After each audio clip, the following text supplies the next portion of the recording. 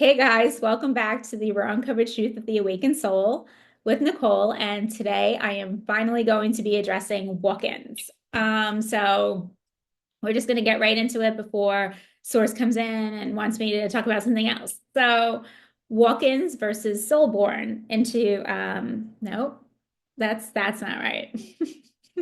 Walk-ins versus born into a timeline. Oh, maybe I said it right the first time, but anyway. So being born into a timeline, you're physically born into the timeline, right? So like you come in as a little tiny itty bitty baby and you go through your entire lifetime. Walk-ins, on the other hand, tend to come in the middle of whenever and come here to do a job, basically. We used to walk in, and I say we because, yeah, come to find out, I am definitely one of those, and it completely makes sense. So if this actually relates to you when I start telling my story, and then you're like, oh my God, I felt the same way, like same type of similar situation, then you're probably a walk into, and this is probably your first, if not very few, lifetimes that you've had to actually be born into versus walking in. And we'll get to that in a second. So anyway,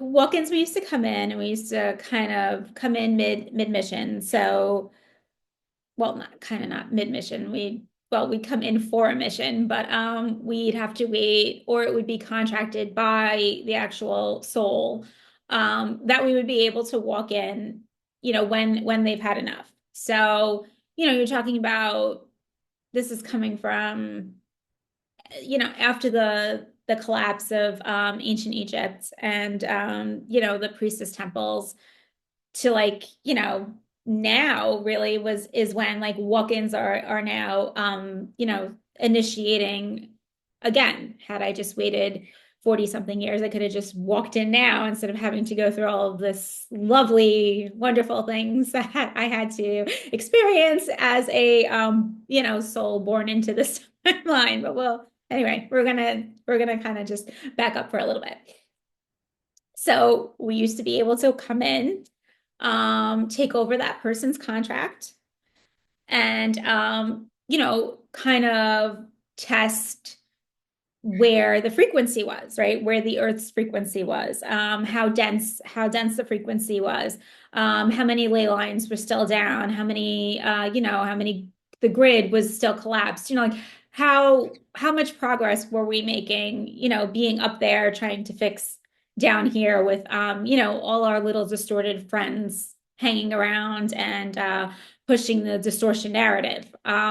So we used to come in and we used to bounce back out. The only thing is, bouncing back out kind of looked like suicide. You got shot. You had like a way out, right? You picked a predetermined way out. I guess a predetermined way. I mean, like you could walk in, however, the um the grids were too fragile for you to be able to walk back out. So you had to exit the hard way, as we like to say. So I do remember the last time I walked in was probably the year that JFK was shot, or around the time that JFK was shot. And right before LBJ took over, because that's when all walk-ins were shut down, because Distortion was really like on a head game, and it wasn't safe to walk in or walk out anymore. And even the hard way, it actually just wasn't safe to walk in anymore. That was kind of like on a halt mission, which is why a lot of us came in the 70s as earthborn souls, and then like after us, and even more coming in now. And I'm probably jumping around, but I'm really trying to like make this as like simple as possible without using so many words. So anyway, we would walk in, test the grids, test the ley lines, test to see, like, and we'd pop in on all, around the entire world. See what it is and pop back out. Yes, some of us would pop in, and yes, you're coming in and you're coming in with semi amnesia, right? Because you are coming in taking over that soul, right? So, you're taking over the karma that they have, you're taking over the ancestral stuff that they have. 9 out of 10 times when you did walk into a body, it was one who really wasn't attached to family, who kind of was like either a gangster, um, a dancer, someone who wasn't really, connected and didn't really have a big group of people, but like had a very dense job and had a very dense this and was kind of like lay low, so you could kind of like slip in, do what you had to do and get out. Yes, there were times when I think a lot of us kind of got lost, and the denser it became, the harder it was to walk in and be like, oh my God, like it took a minute to like remember what the hell you were here for. And again, with LBJ, as reigning king, taken over, that's when the walk-ins stopped in general. So I want to say maybe 64, 65. Maybe we skimmed it to a little after. But that was it. That was where it stopped. So anyway, you you would walk in mid-story, and you also had to carry the residue of people's messy ass contracts. You took over when they walked out of their shell. So literally, it was like a cosmic cleanup that you were doing there, and still having to process why you were here, and really fast at that point, at that point. Get what you needed, all the information that you had to get, right? And get out as fast as you could before the density really sucked you in. There were times where I believe that there were other people coming in to help you if you got stuck as a walk-in in the density. So if you're remembering one of those, you're like, oh shit, yeah, that was me. Like I was one of those that got stuck in the density, that somebody had to come and come save me, give me a pretty pill, and then we left together. So think about it that way. I was always a walk-in. I don't think to me, from what I have recalled and what I have sat with Toth for, like, as like he's coming in right now and he's like, and how many times have you actually sat with me and listened? Sat with him many, many, many times, and we've unrolled many, many things. And this is the only lifetime that I can say that I was born into. If that, it was maybe one other to test some theory out, and I was a little girl, and I do remember that. I just don't remember being born into that, but there was, I was a little girl, and then like shortly after, that lifetime disappeared. So it does make sense, because every single time, and we've talked about past life regression so many times on this show, that show, channel, whatever, that not only can I do them. I used to be able to do them on myself, which is funny. And I thought I was actually regressing, but nothing compares to the regression that I can do now. So that's a whole other story. But when you think you're awake, but you're not really awake until you're awake, that's a whole other thing. But and again, always evolving, right? So like I think I'm like awake now, and I remember tons and tons of shit now, and I know that there's like a gazillion more things that I still need to remember. So let's take that into consideration off the bat. So there's that. So anyway, moving back, but moving forward. You may realize that, none of the lifetimes that you remember, that you can recall, have a beginning or an end. And that is because you 9 out of 10 times were, strictly a walk-in. And you weren't earthbound. You kind of just came in, slipped in, ran a mission really fast, and ran back out. Unfortunately, again, I'm going to stress the fact that there was no running out. There was, having to do the hard exit out. Um, pre-collapse, obviously, like there was tons of us that walked in and out of here constantly, and you're talking about, the deities as well, that would come in, and you're talking about Isis and Anubis and Ra and Horus and all those, and I'm not leaving anyone out purposely. I'm just trying to keep it as simple as possible. And everybody's like, "Ah, okay, and Hathor, okay, let's just throw her out there." Coming in and out, in and out, in and out. I mean, we did that so frequently, especially, with the pyramids, with the, with the grids over there, we were able to just come in, come out, come in, come out. Even when it was getting distorted back then. So it was getting a little harder, but we were still able to come in and come out. Again, after that, there was just coming ins. I mean, for a little bit, if you do remember, there were tunnels of access, where both doors had to be held open at the same time. You would walk through and get through, from one timeline to another.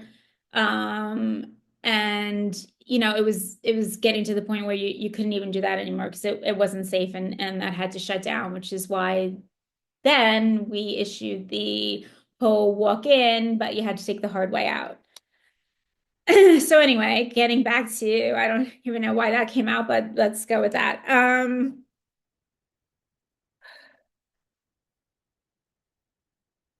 Okay, so getting back to, the fact that you may be waking up to the fact that may have come in, ran missions, and this is like the first time that you're kind of stuck in the density, to the max. Let's talk about being, born into a lifetime. So being born into a lifetime is something interesting because I would say at the age of 4 or 5, if definitely 5, I don't know if it was earlier than 4. I remember freaking out in my bedroom, and now I'm an only child and I didn't come into like the best living situation. Let's throw that out there. So I did a lot of, I always like kind of kept to myself. I tried to keep to myself as much as possible.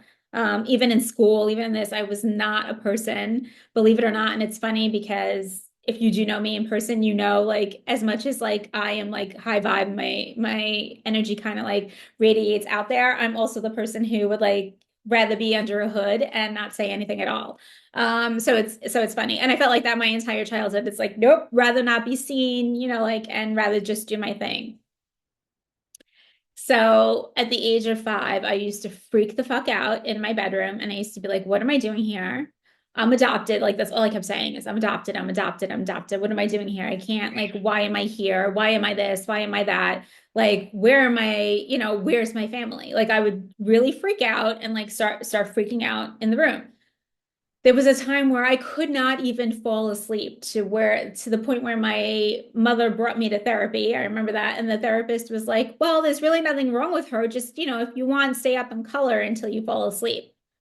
That was the advice, to color, to stay up and color.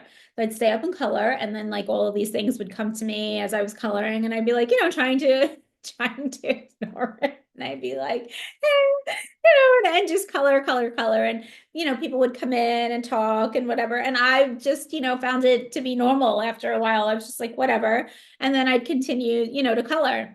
I was never really that tired in school.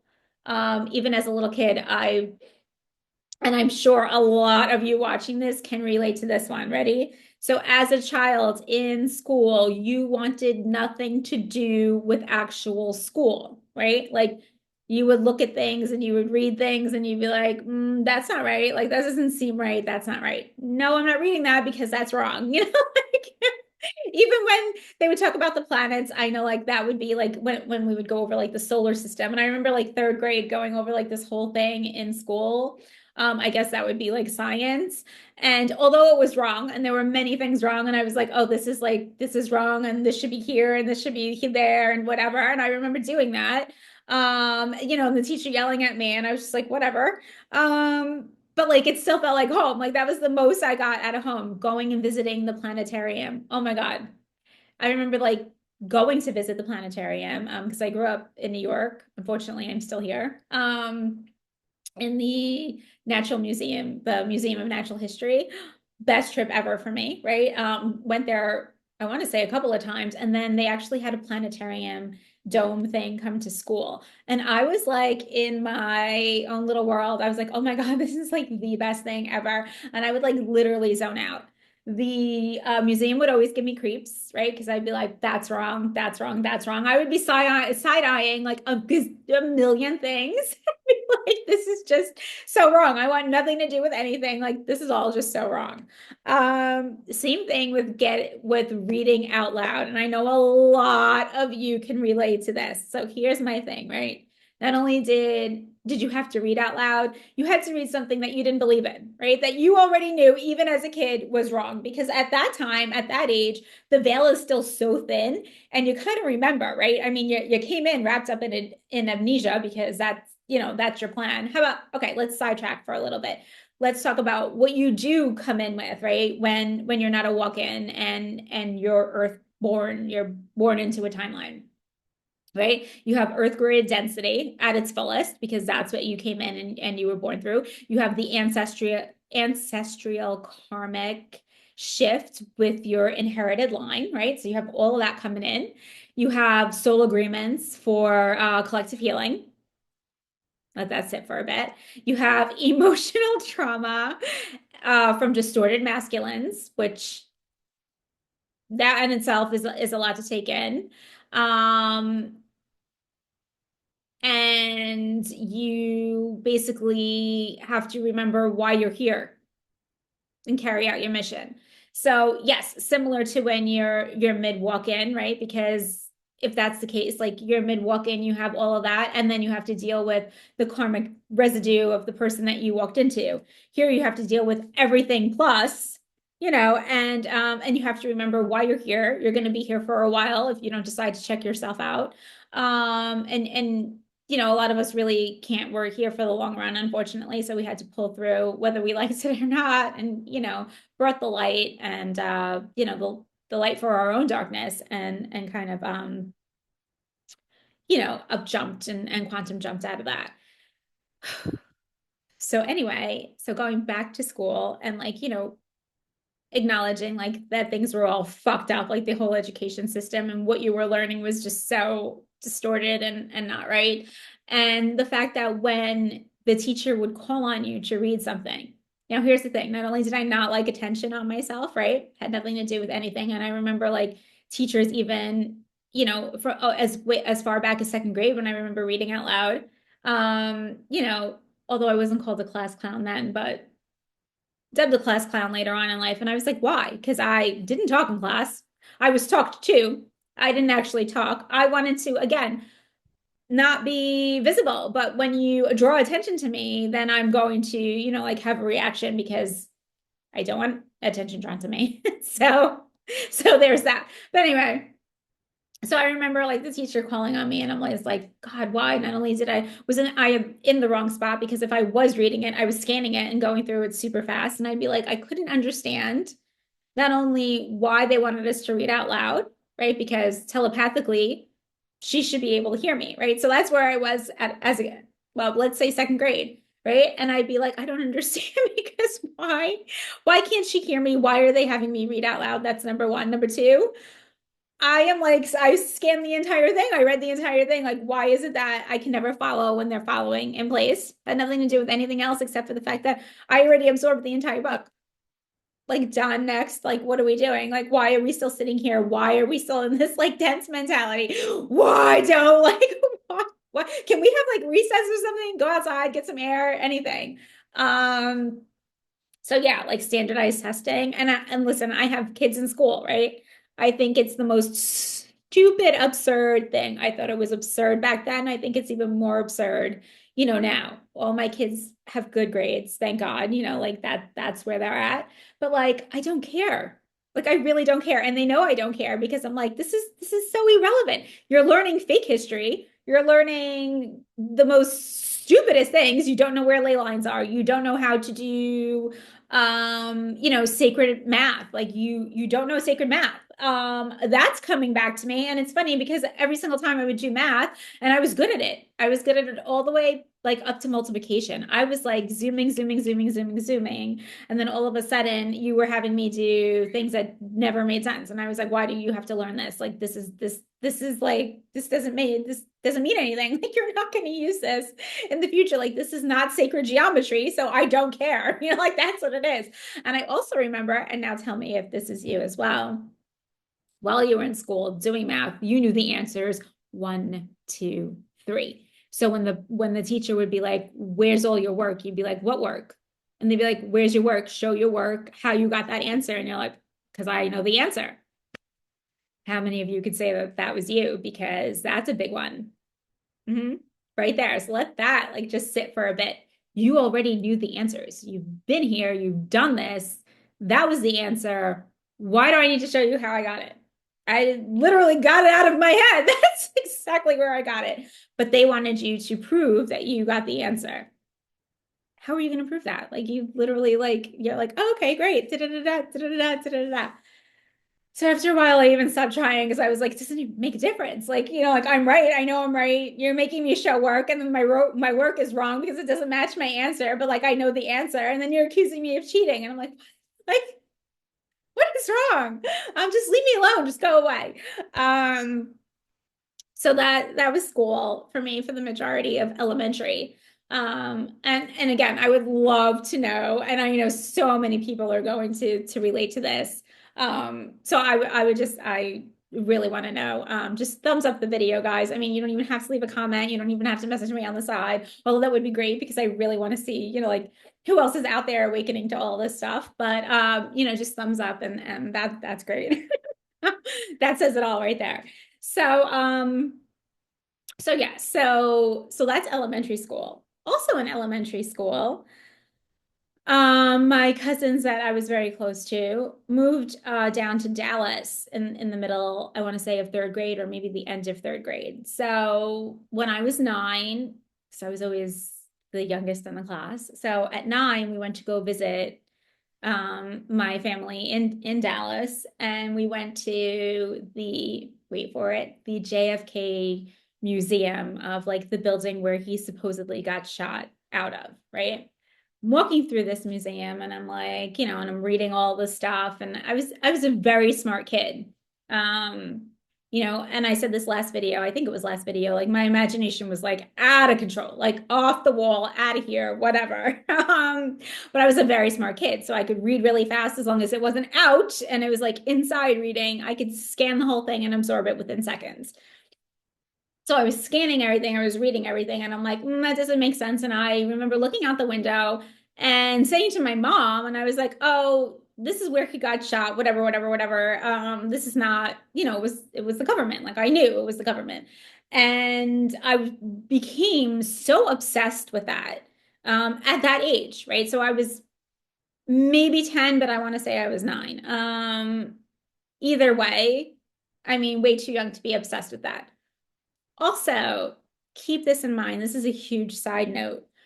The things that you became what the human description of obsessed with, um, you know, how that correlates now. So if you look back, right, if there were certain tragic events that you were obsessed with, right? I mean, I'm going to go through all of mine, like, you know, flights that crashed, things that just never made sense that you side-eyed, people dying, people mysteriously go missing, you know, like 9/11, called that one like within seconds, and I was 20. Well, I was 20. I was 20 years old. You know, there's just so many things that you become like glued to because especially if you're you know, one that's sitting on the council, one that has, you know, even if you're not sitting on the council, even if you're not an architect, even if you are, you know, a light worker, a grid worker, a channeler, a healer, you know, anything that falls into that category, you're sensing the distortion, right? I mean, that's what you're here for. We're here to clear the distortion, to help clear the distortion. So you're sitting there, and although you're human, right? And the human world would say, "Oh my God, you're obsessed over this situation." You keep scanning the situation for the distortion versus the truth. That's what you're doing. You're sitting there and you're watching the same footage over and over and over again. And you're looking at things and you know, like you're looking at it from like 5,000 different perspectives, even at a very young age, and you're going, that's not right. That's not right. That's right. Maybe that's right. That's a little right. That's wrong. That's wrong. Because you're scanning the situation and you scan it over and over and over to either you could clear the distortion, clear the souls that were lost in that plane crash, clear the echoes, clear this, try to bring it to where you can see, like where it be seen by the world. Um, so there's closure to that matter. That's what you were doing. Pretty cool, right? I would like to repeat that, but I'm so going to screw that up. But just remember, right? So your little obsessions with these things were you scanning truth versus distortion and trying to clear the energy out. That's exactly what you were doing. And there was a whole bunch of us that were doing it at the same time. So think about that one too. It took a lot of us to go through that to pull together at one time and do that, and how dense this world had become, right? I mean, I think you couldn't get more denser than the 80s and the 90s. um a lot of things have shifted just in the last 2 weeks alone since that huge portal was closed. I can't even begin to tell you. And you can see it on the looks of people's faces. You could see it on the look of, Puff Daddy's face. And yes, I still refer to him as Puff Daddy, right? That's because that's how I grew up knowing him. You could see it on Jay-Z's face. You could see it on Oprah's face. You could see it on, oh, that fucker that I can't stand, George Soros, George whatever. Bill Gates. Look at all these people that you know are distorted, like really heavily distorted, and look at them now because they're actually shaking because there's no puppet master anymore. There's no the distortion, the king of distortions, right? They're all gone. They've been sealed out. They've literally been sealed out of the earth portal. Not just the earth portal, but like massive amounts of portals they have been sealed out of. They're just sealed. So all of that is coming to light and there's nobody pulling the strings anymore. So everything's going to really unravel really fast, which is really cool to watch. But even and maybe I can't be the only one, and I know I'm not the only one, but if anybody's like even last night I got pulled into something so horrible that I actually called in the council for help. Which they did override. And it's because my soul is so open. I'm clearing the distortion of all the echoes of the kids, of the tunnels, of the people still walking around, and the very popular people walking around holding these things inside them that are eating them alive, that that were victims. I'm not talking about the ones that helped participate and in these rings of operations here, but I'm talking about the victims. And I was trying to clear out all of that density. I was literally pulled in to clear out all that density, and I couldn't handle it because that's just way too much, right? I mean, the echoes of the people that aren't even recognized yet, that aren't even here anymore. It's a lot of distortion coming to head. So, if you are feeling that too, and you're kind of being sucked into that, call for help. And I'm not like, call on the council. Sometimes as much as we are protected, it slips through, especially when we are as open, as wide open as we are. The council will not let you down. The council will not let you down. Your guides won't let you down. We're meant to be here to clear distortion. Sometimes it's a little overwhelming, especially when you're like, by yourself in the physical world, right?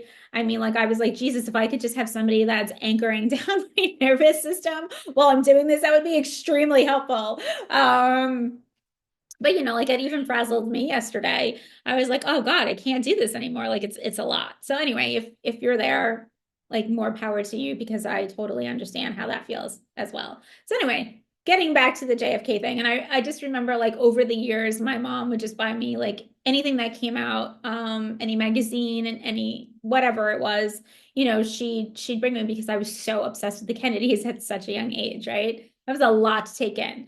Then you had JFK Jr. go down. I got lost in that one. You had 9/11. You had the Tupac and Biggie murders, which I remember, hearing it on the radio. That's how old I am. I remember hearing it on the radio and immediately turning around. And I was with, I remember I was with my boyfriend at the time, his best friend and my best friend. And I remember turning around and saying, who did it? And we all looked at each other and were like, did he? Well, we didn't say did he, we said Puff Daddy totally did it. And we knew that from, hearing it on the radio back, 6 months before that, 9 months before that, when Tupac was shot. And I remember sitting there going, holy fuck, Puff Daddy did that. And that was 9 months prior. Like I just never liked the guy. Always, like I said, always had like this density. It was either I was attracted to, a being for the density, or I was attracted to the being because they were actually pure, right? And they had the potential to be pure. A lot of them you could see right through, and you knew that they were not going to be pure no matter what. So you have all of those to take into consideration. So here you are, what, like 30 something years later, this is all playing out. I mean, I saw this play out for years, but now it's actually playing out in the physical. So that's interesting because I was one of the people who tracked it from the beginning. I wouldn't say I'm special because fuck, if I didn't have to deal with this as a teenager, I probably would have rather have been doing something else. But that was where I was at. Like I was literally drawn to this. I was literally on it. And like it just kept on, kept on, kept on, kept on for years, and I try to like peel it, push it off, push it off, push it off. But now we're here. And then like everyone else who got involved, and I would just watch it go down. And I'd be like, oh my God, like to the point where I remember Brittany Murphy dying, and I was like, that's not right. There was like there's so many, like it's to the point where now I'm running out of conspiracy theories. Mhm. That's what I was. I was dubbed when I was old enough, and that was a thing. I was dubbed a conspiracy theorist, and that was like that was my thing. So and I was like and again, wasn't doing it for attention because I could care less, right? I was doing it because well, this is how it really is. I don't understand why people can't see that. Like, and like still some people can't see that, but there's a lot of us, and I mean a lot of us are awakening and seeing that for what it is, for things for that is, oh my God, to see things for what they are, versus what we're told to see them as. Like I remember I was actually just watching Candace Owens the other day. It was just like a little, I guess, short or whatever you want to say about Pikachu. And is it Pikachu or Pokemon or whatever the character is? And I remember, and I actually wrote on it because I was like, oh my God, I just had this discussion with my kids, right? I don't remember what the hell the character is. I was never into that. It was like past my time. I was already like a like older kid. But I remember like all my little cousins used to watch Pokemon, Pikachu, and all that other stuff. So I remember, and just recently we were going through stuffed animals, and there's this big, I want to say it's Pikachu. I should probably just pause it and go get it, but whatever. Anyway, and and the tail, and oh, I was like, did they? And I said this, I said, did they rebrand? I think it is Pikachu.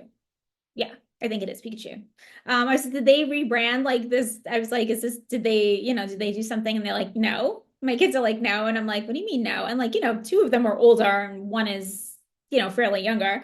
And I'm like, no, no, no, you're supposed to have like black on the tail. And they're like, he never had black on his tail. And I was like, oh my God, yes, he did. And they already think I'm nuts. So they're like, okay, mom, like whatever. And I'm like, no, seriously, like the thing had black on its tail.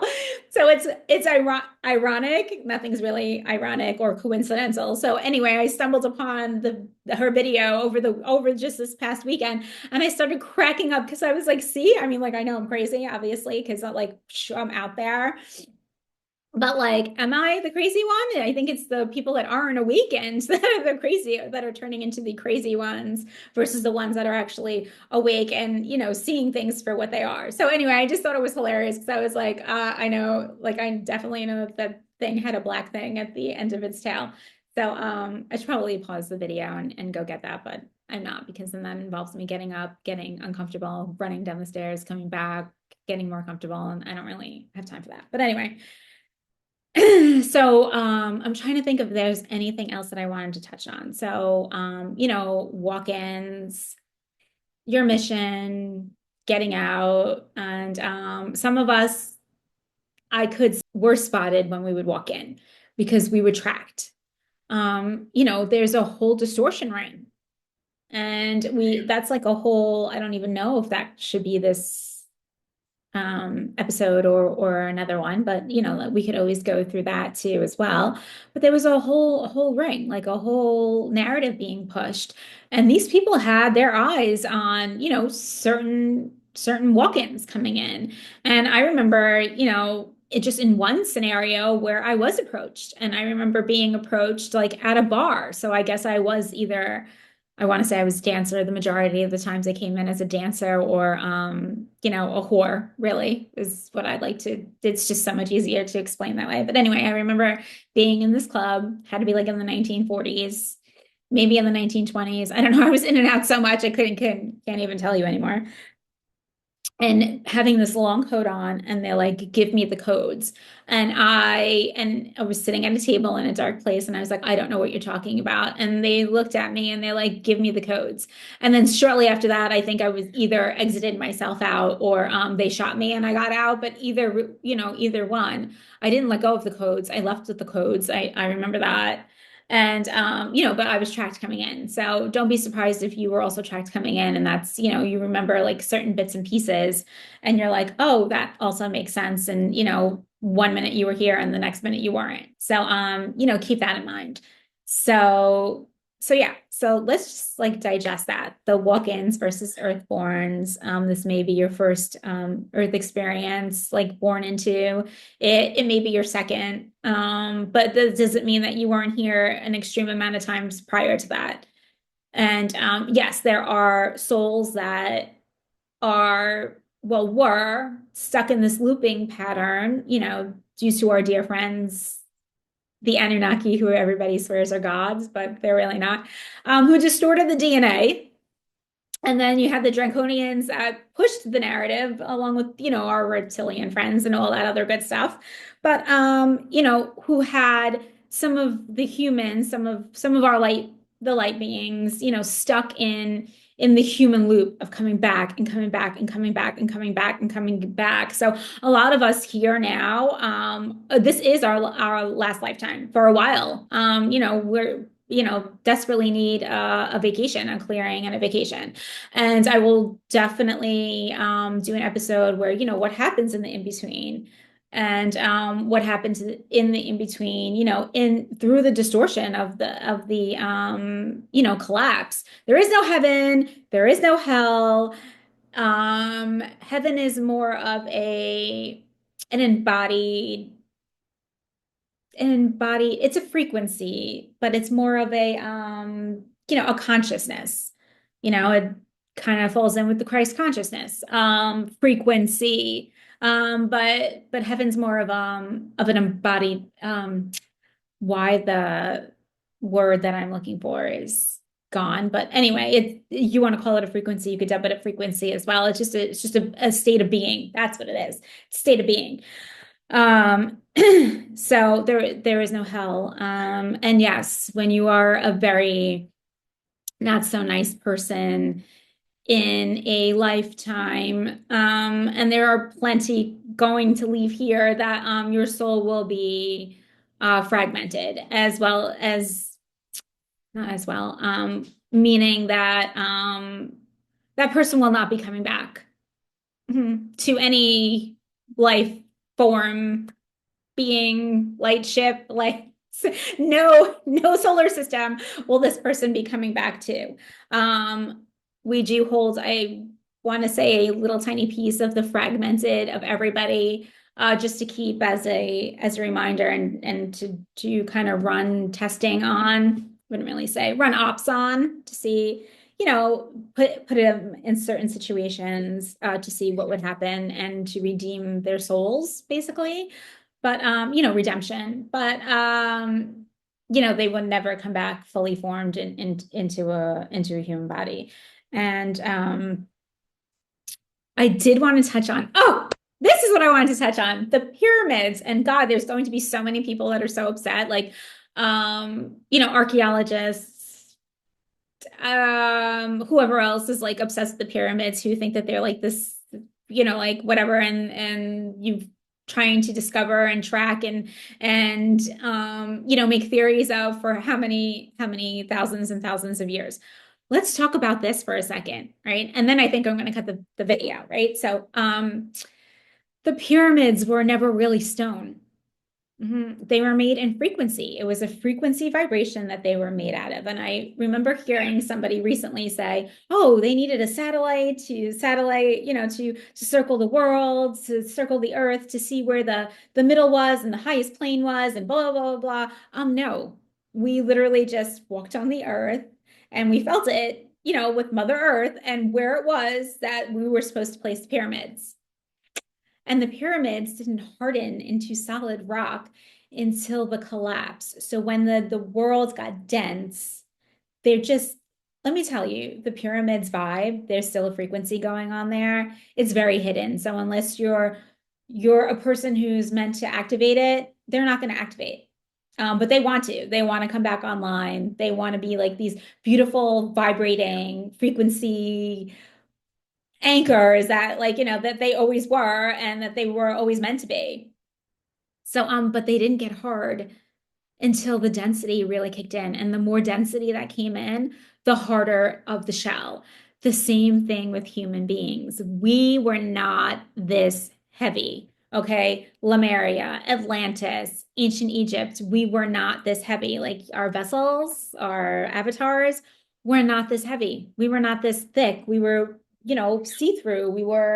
More we were more light in frequency than we are now, being light bodies stuck in a very dense vessel, which is now, like turning around because, the food that we're eating is going to eventually get cleaner. People are starting to take care of themselves. People are, awakening and starting to use, a lot of herbal products, a lot of alternative medicine, which is really the real medicine and infrared lighting, salt rooms, like all of these things help, get, like rid your body of the toxins to be a lot lighter. But think about that. So the pyramids weren't as solid and we weren't as solid and everything was more of on a frequency, light, see-through, being versus thing, the pyramids. But everything was just peaceful and harmonized. And that's what we ran on, harmonized frequency. And that's definitely coming back into play. And it's nice to see it on unroll. Sometimes it feels like it's going faster. And then sometimes it feels like it's slowing down. And just remember, if you were one of those kids and you really didn't want the attention on you and you weren't acting out because, they'd be like, oh, you're acting out, whatever, whatever. No, I'm just bored because you're teaching me shit that is not true. And we're standing here when we have to like walk in this and walk this way and talk this way and this and that and all of these rules and regulations that are fucking bullshit because it was all a control mechanism. And the entire world that we were living in, which was a complete control mechanism, and everything else, as far as that is concerned. You just woke up too early. You remembered too early. And when I tell you that the world is catching up, the world is catching up and you are so not alone. So I hope this was helpful and useful. And, it hit a lot of you guys. If not, I hope that you stopped listening a while ago and just skipped on to something else. Don't forget to like, share, subscribe. And I appreciate everything that you guys have done so far for me. It's nice to actually be able to finally speak your mind and have like so many people relate and so many people need to hear this, right? They need to know that they're not alone. They need to know that they're not crazy, although, we all dub ourselves as crazy anyway, because what fun would be just being normal. And and really like living in our true selves and trying to make our environments like as true as true frequency as we possibly could, for our nervous systems and, for ourselves to stay and honor who we truly are and become who we truly are, right? And step into that divinity, full force, full-fledged. Okay. I think I'm done rambling. So, thanks again for all your love and support and sending you guys off with a ton of love, light, fire, and power. And don't forget to love on yourselves and listen to those bodies, right? Because those bodies know the answers. Peace out, guys.